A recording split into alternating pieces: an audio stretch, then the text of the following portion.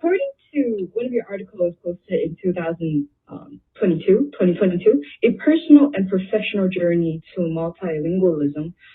Based on your journey and research, how do you believe multilingual education should be approached to best serve students in a globalized world? So this is a very interesting question and a very difficult question to answer because I think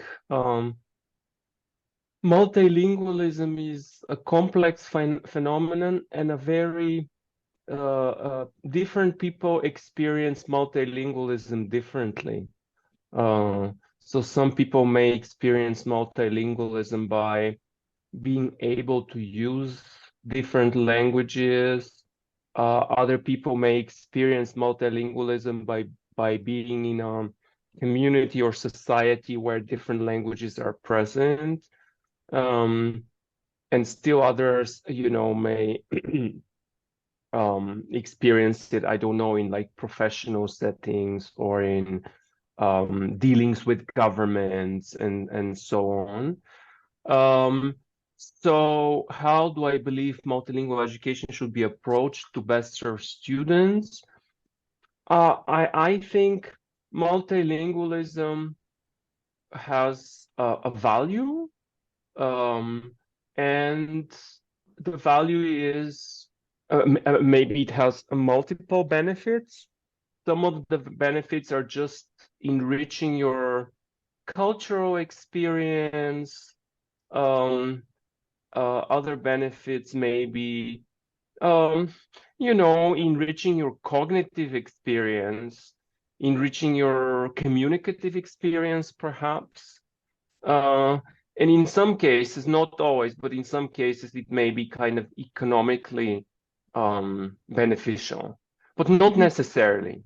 It could be that it's not at all economically beneficial. So I think maybe the best thing is for students to get awareness of the variety of the types of multilingual experiences that could exist, and that awareness would guide them to benefits that may be specific to them. So yeah, I wouldn't say that necessarily forcing someone to learn multiple languages at a very high level is how I would envision, the best approach to multilingual education. I think really flexibility and acceptance and allowing people to experience multilingualism in a way that is meaningful to them would be a good approach. And maybe my answer is it's a little bit too general, but it's hard to be specific considering that there's so much diversity in how multilingualism can be experienced. So therefore, yeah, my answer is knowledge and awareness would be helpful. And I also sometimes feel like bilingualism and multilingualism are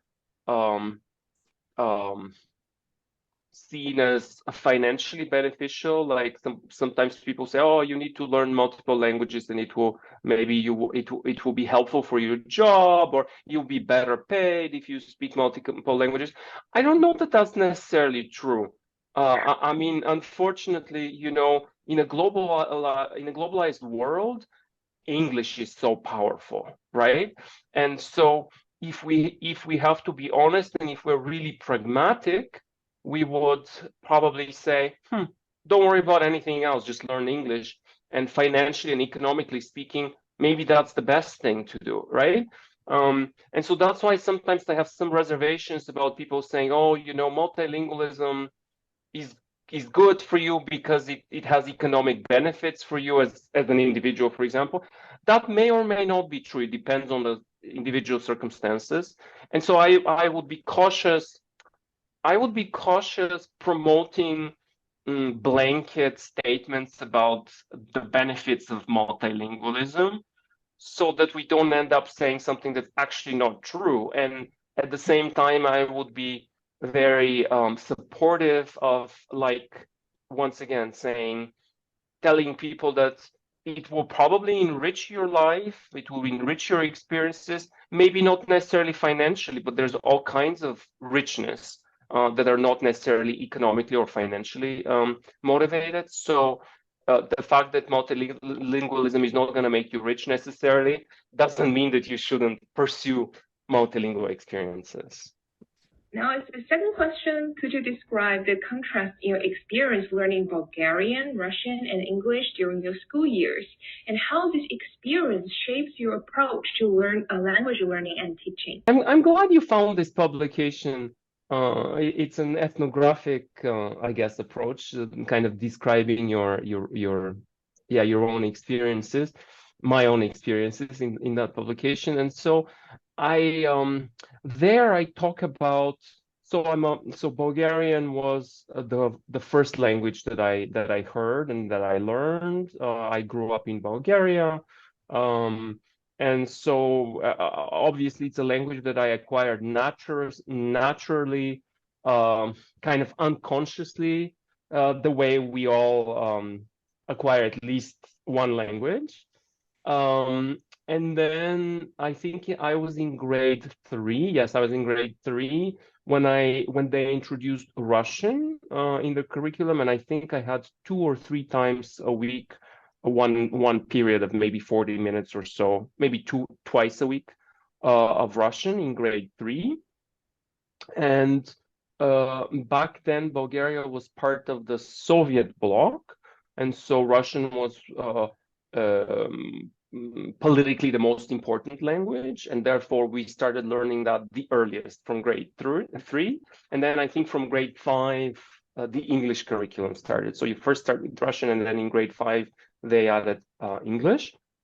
And so I was quite fascinated by, I have to say I was fascinated by Russian because also once a week on TV, I think it was on Friday evenings, they used to show the prime time news at 8 o'clock in the evening was in Russian every Friday. So the Bulgarian television will switch to the Russian news from Moscow.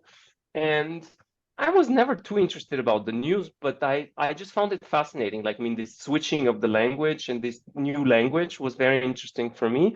And so I kind of, on the one hand, I really enjoyed Russian in class because it was a new language and it just attracted me. At the same time, the approach for teaching Russian was very strict and very quite grammar-based, and fun was not the key word. The key word was like hard learning and drilling. And, I had some positive, but some negative experiences as well with that. And then later on, Russian also became very, how do I say this? Like, it was very strongly based on memorization, and they started teaching us Russian literature. And so so the teacher would sit and dictate, say, the biography of a famous Russian author, for example, Pushkin or Lermontov. And then you would have to sit down and write as quickly as possible. And it would be a very detailed biography, like he was born on that date, and it wouldn't be just the year. They would give you like the day, the month, and the year. And so so this author was born on this date, and then at age 3 in this year, he moved to this city, and then later on he wrote this book. So we would maybe spend at least half an hour not listening, but transcribing really what the teacher was telling us. That was the method. And it was very hard because you had to write quickly. You had to write in Russian, obviously with lots of mistakes, because like we didn't speak Russian that well. Russian has a difficult grammar. And so you write with lots of mistakes. You try to catch all the dates and all the facts, because later on you may be examined on Pushkin's biography. So the teacher, in a few weeks or in a month can stand you up in front of the class and say, now tell the class Pushkin's biography and tell me in which year did he write such and such piece of work, when was he born, in which year did he move to this city. And so it was that was kind of scary to me because I never had a very good memory for things like that. I mean, today I'm really bad, but even as a child, my memory wasn't so good. I just wasn't, that type of learning wasn't great for me. And that really stressed me out, and I kind of ended up hating it. But English I loved because the English teacher had a different method. It was still quite a lot of grammar, some translation, but also more there was more communication. Like we would read texts aloud, we would answer questions, there would be some speaking activities, and somehow the focus wasn't on memorizing dates and events. It was really on learning to use the language. And it was also like, so the teacher was really good. I mean, it always helps when you have a teacher that you really like. And also we, in grade 5 or maybe grade 6, I can't remember, we also got these really nice student teachers who were very enthusiastic and trying to apply new methods. I guess something similar to the communicative approach. So I'm like, we're talking the 80s here. I found it fascinating when one time, like, we had this student teacher who came, like maybe she was like last year in university, and she said, I'm not going to speak any Bulgarian in this class, I'm going to speak only English. And then so she started acting out new words that were from the lesson instead of telling us what they meant in Bulgarian, and it was just fun. It was just so fun, and I really liked it. So I even though Russian is so much closer to Bulgarian, I somehow learned English much faster and much better, and because I was motivated and enthusiastic about it. And so yeah, so these experiences have shaped my approach to teaching and learning. I would never focus on content memorization. I would focus on practical, meaningful use of the language, and something that's fun and that's interesting for the learners. Question 3, how did you design the linguistic risk-taking passport and ensure its effectiveness in encouraging language practice outside the classroom? So the linguistic risk-taking passport, I mean, that idea came up as a result of some personal experiences for myself as a French learner. When I got hired as a professor at the University of Ottawa, I spoke almost very little French, but I had to learn French fairly quickly in order to get my tenure and promotion, in order to work efficiently, and in order to be able to serve my students in both languages, and in order to function in both languages at the university, because as you know, it's a bilingual university. And so one thing that I noticed is that in my journey learning French, I was kind of advancing through different courses for professors, and we were doing, we were learning fairly complex things like the subjunctive or the conditional. But I was doing, that in the classroom, not that I was particularly good, but I was okay. And so I was getting to like intermediate, maybe even like early advanced level.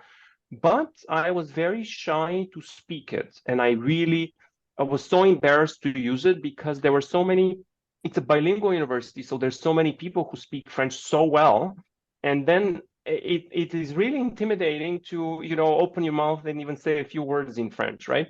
And so I realized that I have this fear or this anxiety about using my French, and so I would be in my classroom doing the conditional and the subjunctive exercises, and then I would go for a lunch break downstairs at the building, and there was a nice cafeteria.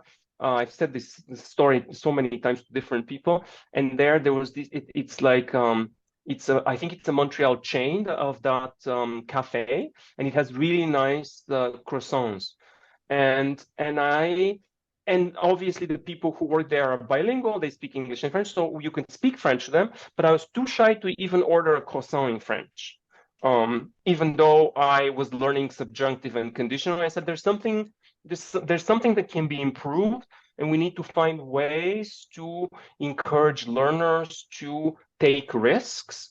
And despite the shyness and the anxiety and the potential embarrassment, start using the language that they're learning and not keep it only in the classroom, because the purpose of learning the language is to kind of use it in real life. And so that's how the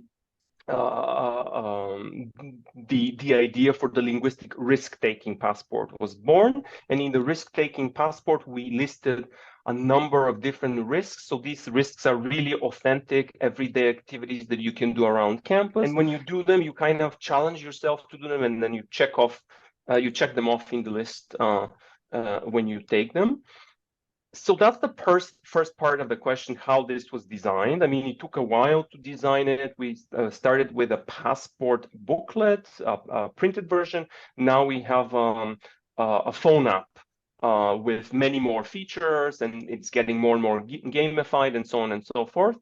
But how do you ensure the effectiveness of encouraging language practice outside of the classroom? That's a very tough question, because just this passport, like lots of people have seen the passport and said, oh, what a great idea.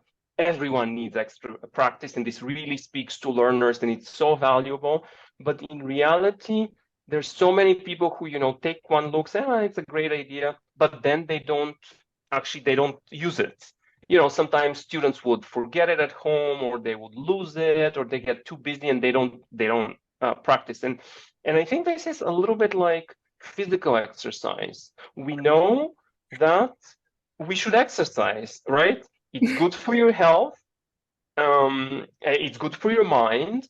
And so the doctor tells you, you need maybe half an hour of physical activity every day, and you need to bring your heart rate up. And then, everyone knows this, and your GP tells you this every year, maybe at the annual exam. But do you do it? Well, I don't. And so I feel like practicing language skills is kind of the same. We know that when we are learning a language, we need to put ourselves out there, and we need to practice, and we need to find situations in which we use this language authentically.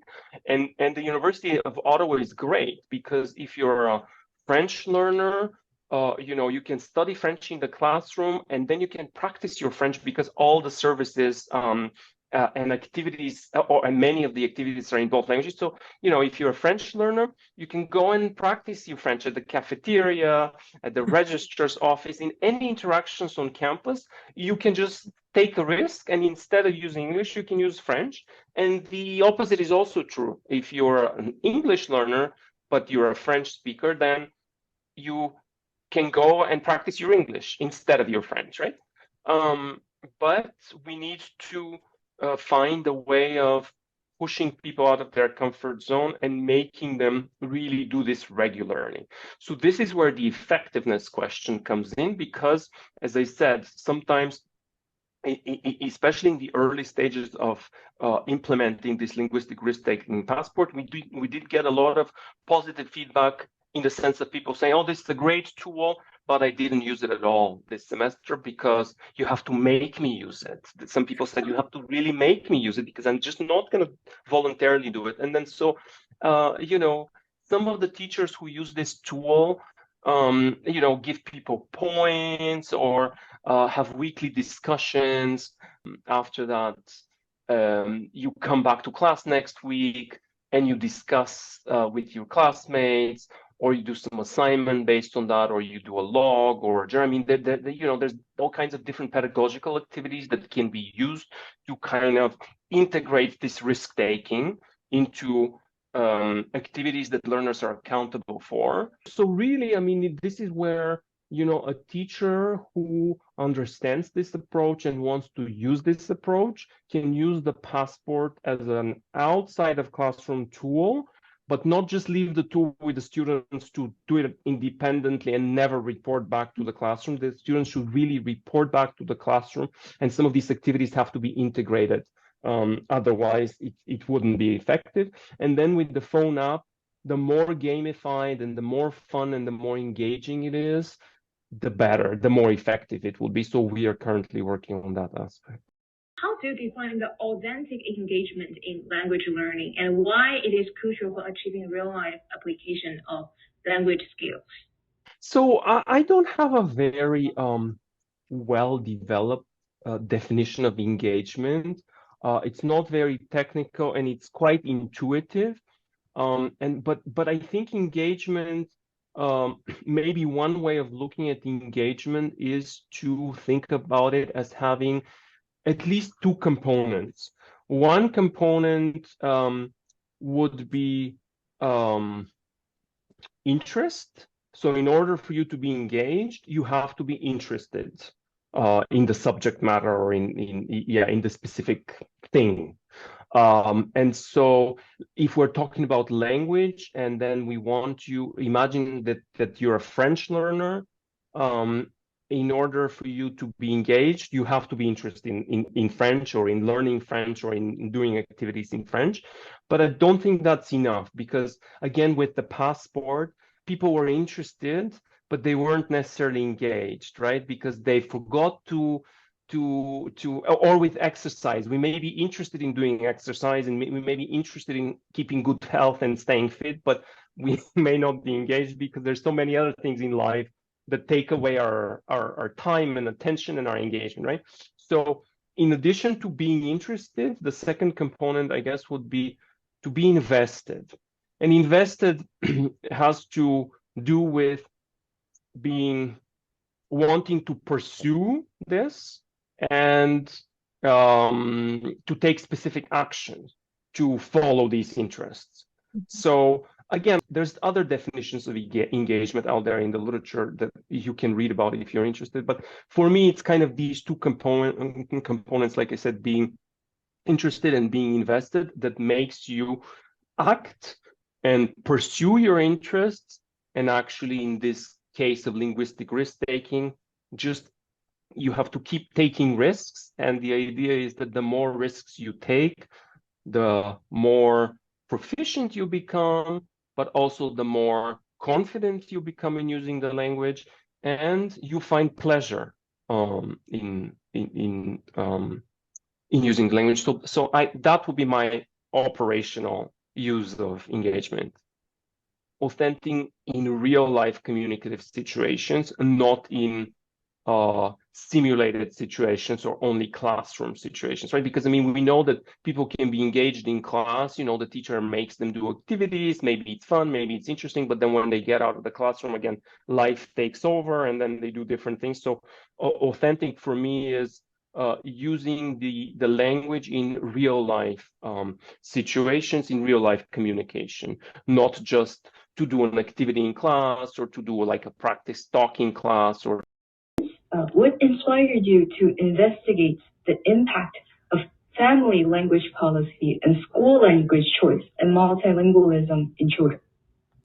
So this is nice. It's a nice transition from like I have different research interests. So from linguistic risk-taking, now we are going to family language policy, which is another field that I'm very passionate about. I think it's my own experience as a parent that brought my interest in bilingual and in raising bilingual or multilingual children. My own observations of my children becoming bilingual and multilingual,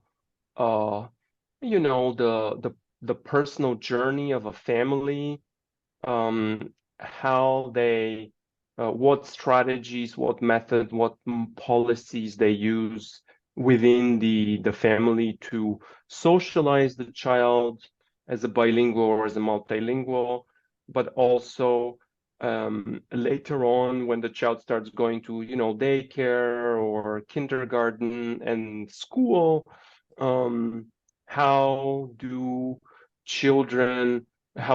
parents really choose what language would be the language of instruction for the child, and what combinations of family languages and school languages, how these combinations can be leveraged in a way to support the raising of bilingual or multilingual children.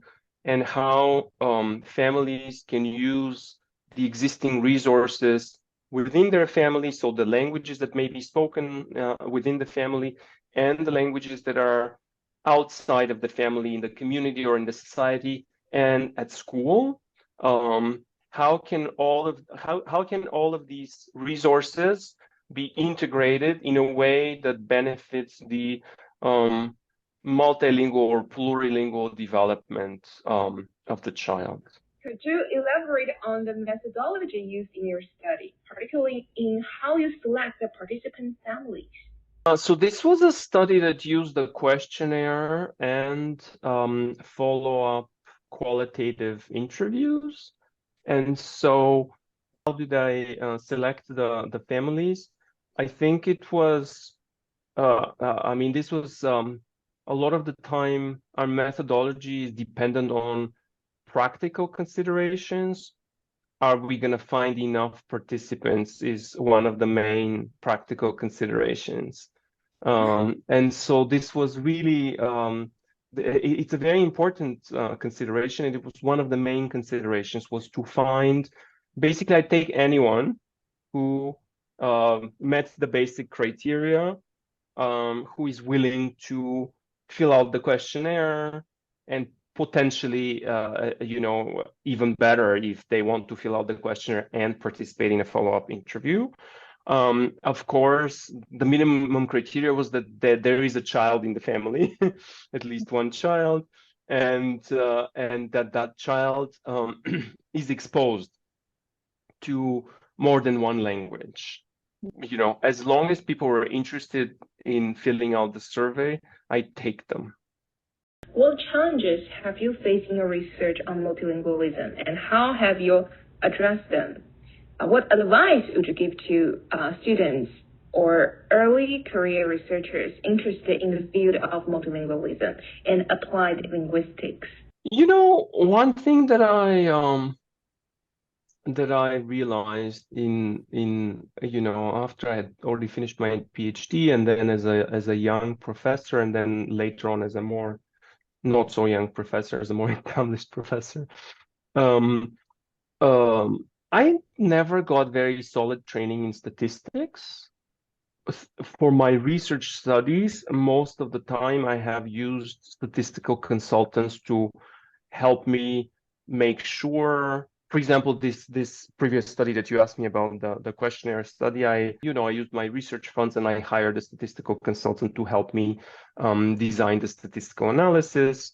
As a younger researcher or as a student, if I had kind of received more training in statistics, I think I would have been more comfortable in my career doing research. Even if you're, and I believe in mixed methods, so I don't, even if you're a qualitative researcher, I think some knowledge of statistics, the technical side is important, right? And you can still kind of make your informed choices, maybe use qualitative and quantitative methodology. But statistics is something technical that you kind of need to learn. Qualitative research, sometimes you might be able to learn it by just doing it or by reading about it or reading about examples of it, but statistics is something that you really need to kind of take courses and do specific problems and homework and so on and so forth. So another thing that I want to say in terms of giving advice to students or early career researchers, we broached on the subject of practicality considerations in research. And I have to say, in supervising students or like sitting on thesis examinations, a lot of the time the story that you hear from students is, I had this plan and then I didn't find enough participants. And then I had to change the plan. And I changed the direction of the study, or I changed the focus of the study, and then in most cases it works out. But I think so I think an important thing for students and for young researchers to focus on is when they design their research questions as part of their projects, to be very careful in thinking, how am I going to address these research questions Am I going to find enough participants to participate in a study that would meaningfully answer these questions? Or, because a lot of the time, as students or as young researchers, that practical aspect of recruiting the participants comes much later in the process, right? We're asked to write a proposal as a student. You're asked to write a proposal for your thesis or for your major research project, or as a young researcher, even as a young professor, you write these proposals for grants and so on and so forth. And your objective is really to make sure your grant is successful, that you get the funding. Or as a student, your objective is to write a good proposal, so maybe you get a good mark, or maybe you continue to the next stage in your thesis process. And you're not so much focused on, are my research questions meaningful for the population of participants that I'm envisioning for this research? Does this population really exist? Would I really have access to it? Would I be able to recruit these people and have enough people so that there will be a meaningful answer to these questions? So it's almost like it's a flaw in the system that we go through, that we are kind of oftentimes made, we realize these challenges exist at a much later point, where we have kind of advanced with our study proposal, and then that often brings to kind of panic mode and last minute changes.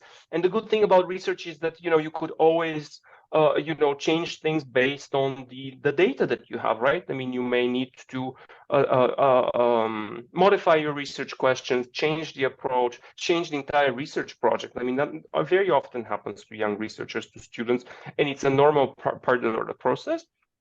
But if we think about this early enough, it may be a smoother process.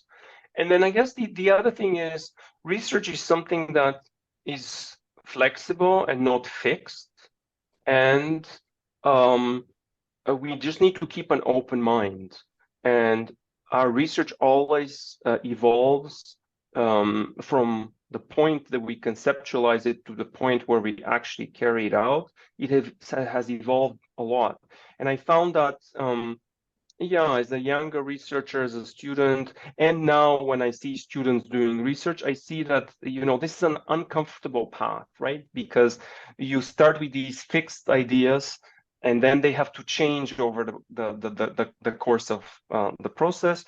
And if you approach this with an open mind, and from early on that, maybe things will change, this is just the nature of research, maybe this will be good advice for students and early career researchers.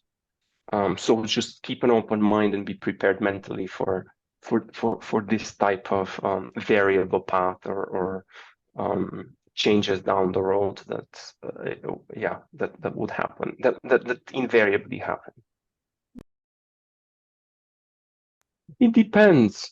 If it's a person who does only the technical aspects of it, and is not really engaged in the content of the paper, and then you're really kind of you lead the intellectual development of the paper or the research project, and this is just like an additional technical service. It's kind of like, you could get someone to do photocopies or visual design, or I mean, not necessarily visual design, but some sort of professional service, and then that's not necessarily part of the intellectual property of the piece of work, right? So in that case, no. But if you have somebody that works with you, and this develops in a type of collaboration where the person, contributes intellectually to the ideas that you're developing in your research, in your publication, or in your paper, or imagine that they write a paragraph or a few sections or a section of your paper, then in those cases, you definitely need to think of whether this is now constituting co-authorship, right? And so you could add the person as a co-author, or you could at least acknowledge the person in the acknowledgement section. And oftentimes you also discuss this with this consultant. How do they see their role? Do they think they might be able to tell you, well, actually, I gave you a few ideas that you didn't have initially. So yeah, I did contribute to the overall development. So yeah, I would appreciate if you list me as a co-author. Or sometimes people say, no, my role was very minor and I only did technical things. I didn't engage in the content. I just did some numbers for you, right? Yeah, a lot of the time, these are just these friendly collegial discussions that happen with consultants that we may use. And then, yeah, and then sometimes these paid consultants are outside, yeah, so they're kind of outside of your research project. So in that case, they're paid for their service. And then, so they're not looking necessarily for intellectual property acknowledgement, but they are just doing, a service for which they receive money. So